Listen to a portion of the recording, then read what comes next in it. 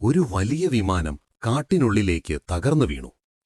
മരണം എല്ലായിടവും. നിശബ്ദത മാത്രം.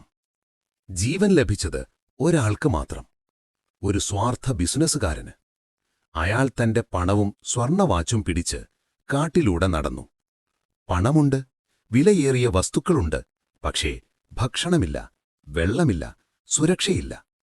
രാത്രിയായി. തങ്ങാൻ 5 സ്റ്റാർ ഹോട്ടലില്ല. വിശക്കുന്ന വയറുമായി അവൻ സ്യൂട്ട്കേസ് തുറന്നു നോക്കി. അകത്ത് നിറയെ നോട്ടുകൾ.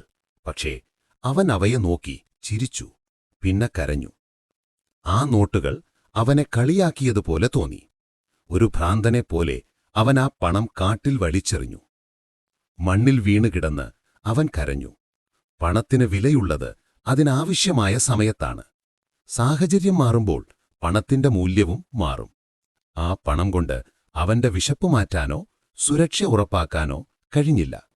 അന്നവൻ മനസ്സിലാക്കി, പണം നഷ്ടപ്പെട്ടാലും ജീവിതം തുടരാം, പക്ഷേ ജീവൻ നഷ്ടപ്പെട്ടാൽ പണം ഒന്നുമല്ല.